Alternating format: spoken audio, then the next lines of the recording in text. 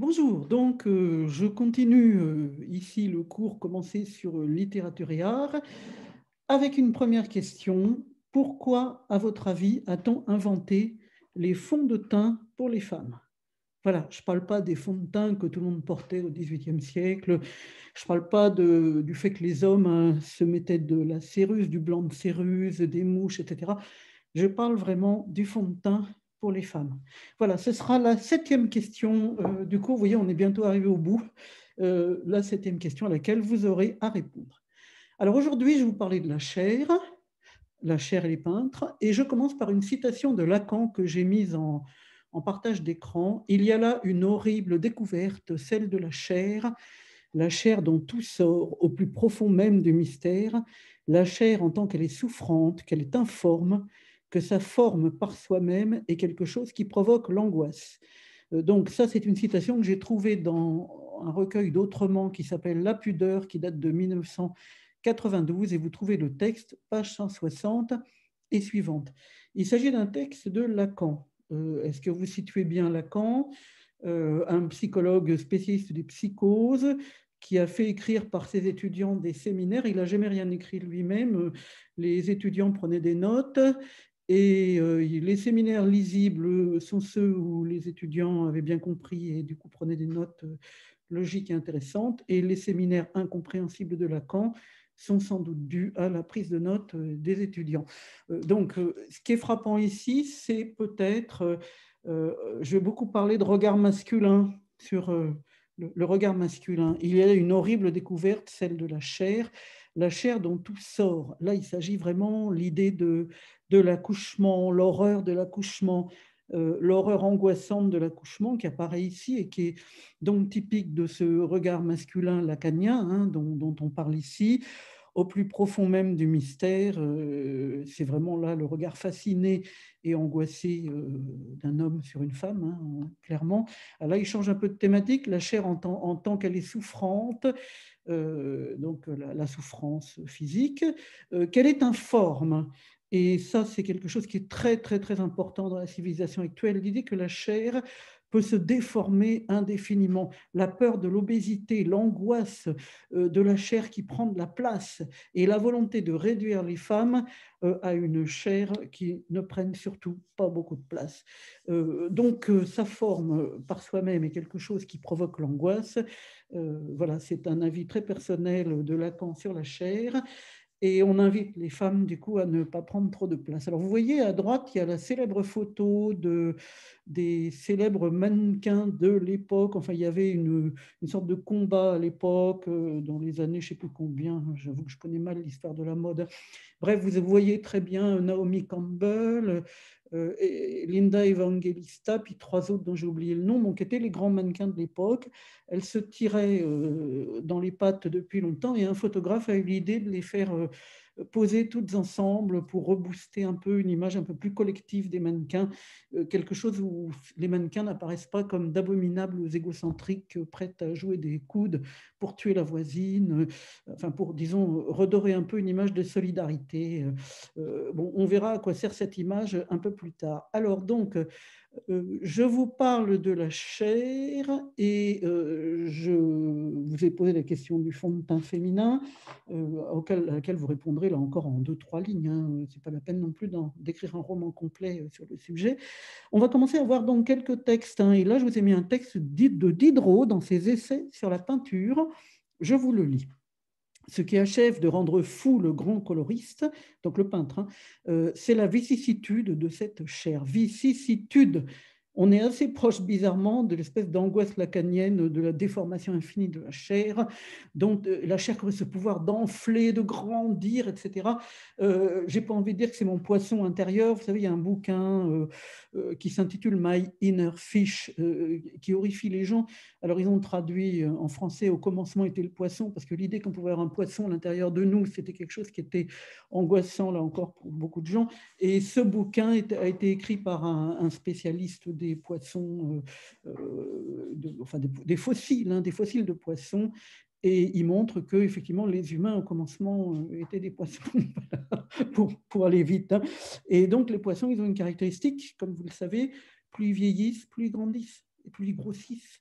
Donc c'est la dilatation infinie de la chair, l'angoisse de tous ceux qui veulent nous vendre des régimes amaigrissants pour nous réduire à l'état de squelette correct, bien propre et bien blanc. Et vous voyez comment l'histoire des dessinateurs et des coloristes, et c'est un peu le but du cours d'aujourd'hui, a quelque chose qui va au-delà de toutes ces querelles entre machin et truc à cette époque ou à telle autre époque. Donc là, il y a quelque chose quand même d'assez intéressant qu'on va peut-être voir, et d'où la question du fond de teint. Diderot. Ce qui achève de rendre fou le grand coloriste, c'est la vicissitude de cette chair. D'une seconde à l'autre, elle se flétrit ou s'anime. Alors là, j'ai mis entre crochets parce que c'est dans le texte, mais j'ai écrasé, enfin j'ai simplifié. Un être aimé vient-il d'entrer? Réaction de Diderot. Mon cœur a palpité et la tendresse et la sérénité se sont répandues sur mon visage. La joie me sort par les pores de la peau, le cœur s'est dilaté, les petits réservoirs sanguins ont oscillé et la teinte imperceptible du fluide qui s'en est échappé a versé de tous côtés l'incarnat et la vie. Vision de la chair comme à la fois absolument instable. Vous voyez, elle se flétrit ou s'anime. Ensuite, vision très 18e siècle de la réaction extrêmement émotionnelle. Vous vous rappelez, le 18e siècle, le siècle de l'émotion, siècle où on exprime énormément les émotions. Donc là, vous voyez l'histoire du cœur qui palpite, la tendresse et la sérénité, la joie, et quand même le côté physique, avant l'heure, si je veux dire, le côté mécanique physique.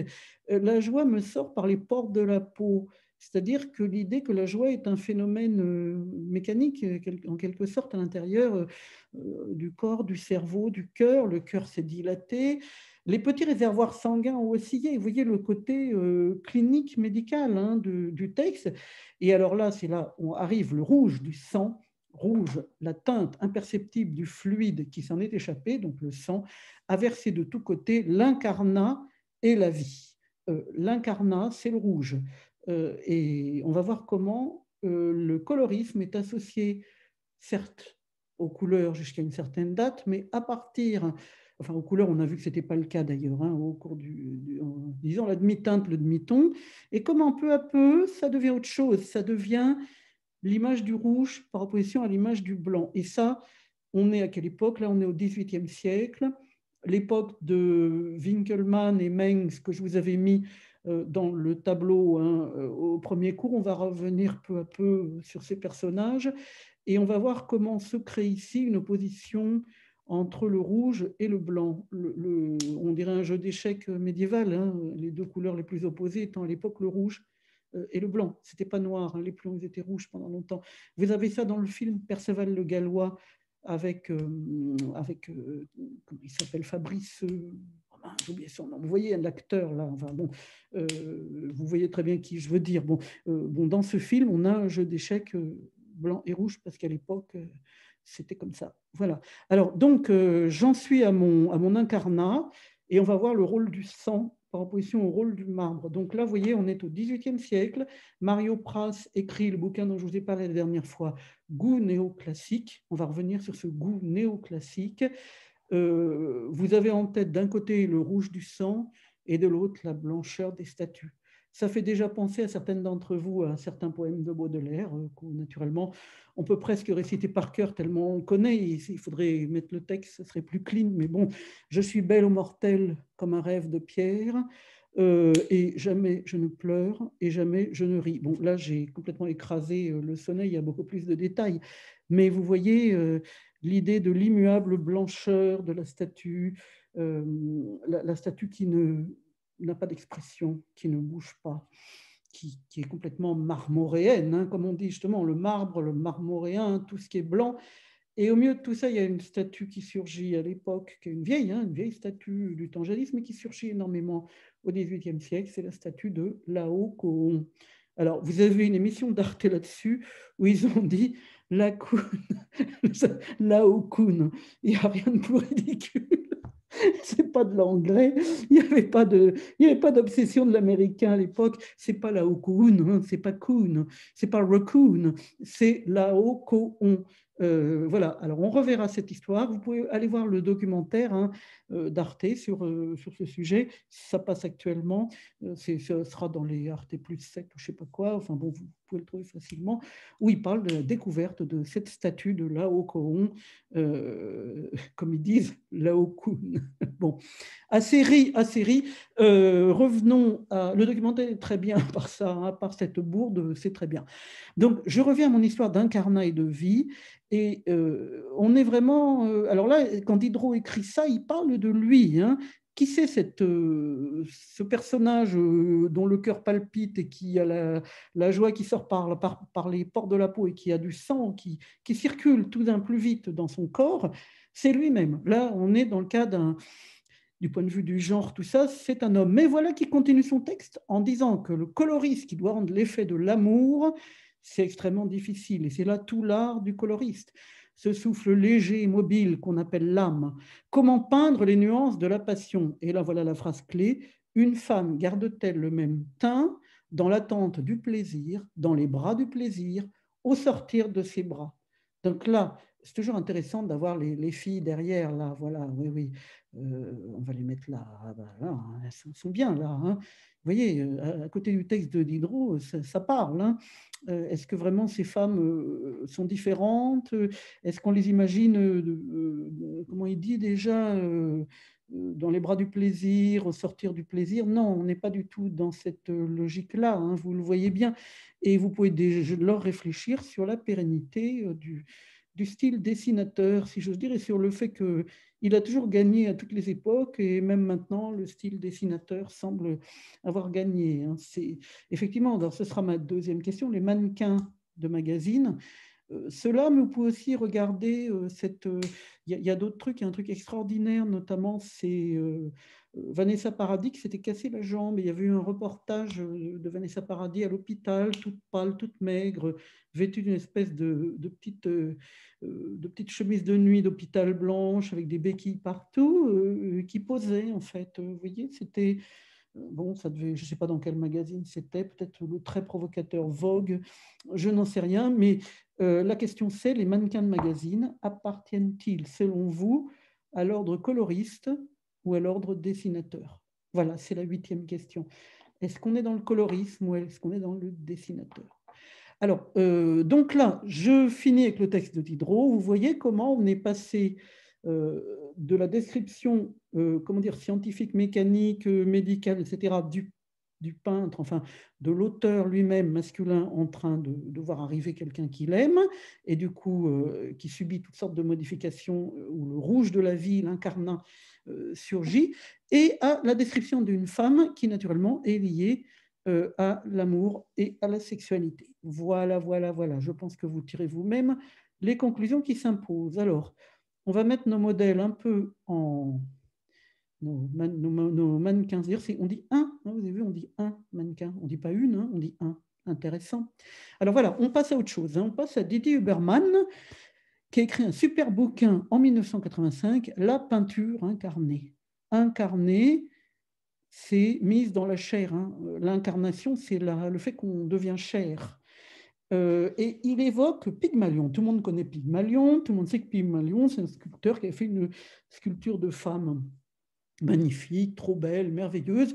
Donc, il a fait ça, voilà, cette femme en pierre ou en marbre, je ne sais pas. Et il a voulu lui donner de la vie. Et il a réussi à faire passer du sang dans le marbre par le truchement des veines que le corps et la roche ont en commun, écrit Didier Huberman. Mais c'est là un prodige à rendre fou le démiurge qui veut ici créer un corps, ah mince, il y a une faute de frappe, bon, ça fait rien, un corps vivant. Alors moi j'ai mis 2 femmes bien sûr, male gaze forever, c'est-à-dire effectivement c'est pas une femme en train de créer un homme, mais bien l'inverse, là on n'a pas changé les paradigmes de l'hétéropatriarcat. Hein, mais bon, on ne parle pas de ça, là on parle très précisément du fait que tout d'un coup il se passe quelque chose, notre statue de marbre est transformée en être vivant par le biais du sang, de l'incarnat, incarnation, incarnat, rouge, sang. Et j'ajoute, ça c'est moi qui ajoute, la peinture sépare normalement ces 2 ordres, l'ordre du marbre et l'ordre du sang. C'est-à-dire d'un côté on a le marbre, la statuaire, et d'autre part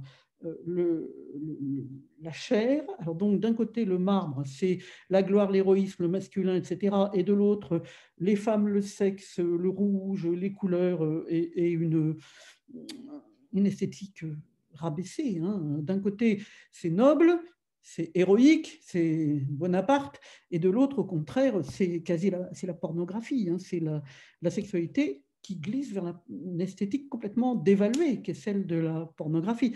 Alors, du coup, j'ai pris une citation d'un certain Paul Sérusier, qui est peintre, hein, lui, dans l'ABC de la peinture, et il écrit un truc tout à fait simple, mais très intéressant, la Renaissance, en forçant les peintres à ne s'inspirer que des statues grecques, apportait un coup mortel aux couleurs.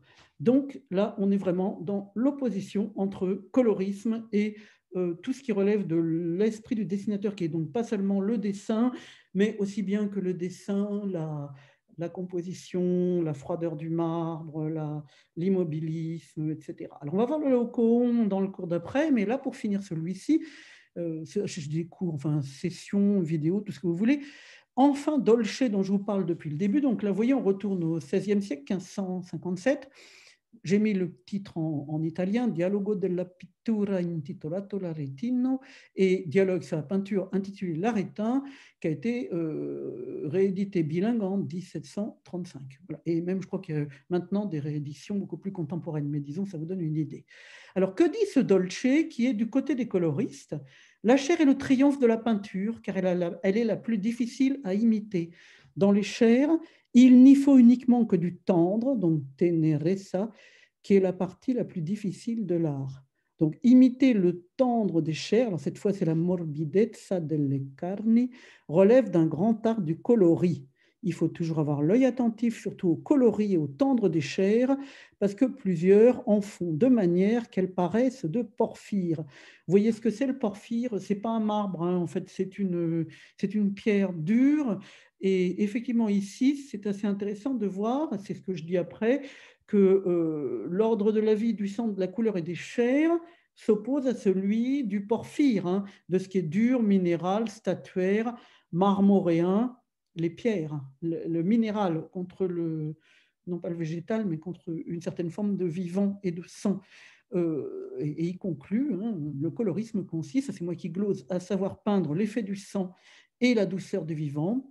Et il conclut, Dolce, la principale difficulté du coloris consiste dans l'imitation des chairs et dans la variété des teintes et en la douceur. Bon, voilà, une traduction typiquement ancienne, hein, d'un texte lui-même encore plus ancien, mais vous avez compris que pour Dolce, le vrai peintre de talent, c'est pas celui qui fait des statues sur toile, c'est celui qui est capable, ou celui ou celle, hein, qui est capable d'imiter véritablement la chair, et c'est là où la peinture est la plus splendide et la plus difficile. Les chairs, elles sont de toutes les couleurs. Vous voyez, je ne sais pas si vous voyez cette main, non, parce que j'avais supprimé je crois que j'avais supprimé je vais mettre la main, voilà.